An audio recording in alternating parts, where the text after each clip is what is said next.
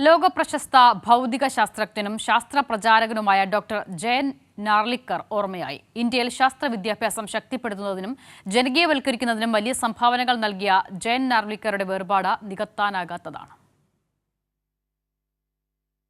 മഹാവിസ്ഫോടന സിദ്ധാന്തത്തിന് ബദൽ നിർദ്ദേശിച്ച ജ്യോതിശാസ്ത്രജ്ഞനായാണ് പ്രൊഫസർ ജയൻ നാർലിക്കർ അറിയപ്പെടുന്നത്.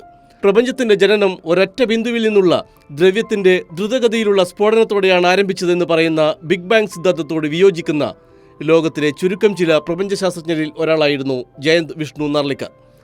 തന്റെ ഉപദേഷ്ടാവായ ഫ്രെഡ് ഹോയലിൽ നിന്ന് പ്രചോദനം ഉൾക്കൊണ്ടുകൊണ്ട് അനന്തമായ പ്രപഞ്ചത്തെക്കുറിച്ചുള്ള വേറിട്ടുള്ള കണ്ടെത്തലുകൾ അവതരിപ്പിച്ച നാർലിക്കർ പ്രപഞ്ചത്തിന് തുടക്കമോ അവസാനമോ ഇല്ലെന്ന് തറപ്പിച്ച് പറഞ്ഞു. ഇതു സംബന്ധിച്ച് നാർലിക്കർ സ്റ്റീഫൻ ഹോക്കിങ്ങുമായി നടത്തിയ സംവാദങ്ങൾ പ്രസിദ്ധമാണ്. ഇന്ത്യയുടെ രണ്ടാമത്തെ പരമോന്നത സിവിലിയൻ ബഹുമതിയായ പത്മവിഭൂഷൺ ജേതാവായ നാർലിക്കർ ശാസ്ത്രത്തെ സാധാരണ ജനങ്ങളിലേക്ക് ഇറക്കിക്കൊണ്ടുവന്നാണ് പ്രസിദ്ധനായത്.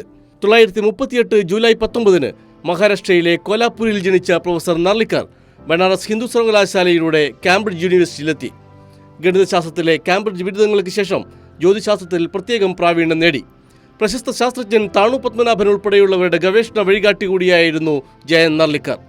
അനവധിയായ പ്രബന്ധങ്ങളിലൂടെയും പ്രഭാഷണങ്ങളിലൂടെയും സയൻസ് ഫിക്ഷനുകളിലൂടെയും ഇന്ത്യയിൽ ശാസ്ത്രത്തെ ജനപ്രിയമാക്കാൻ ജീവിതം തന്നെ ഒഴിഞ്ഞുവെച്ച ശാസ്ത്രജ്ഞൻ.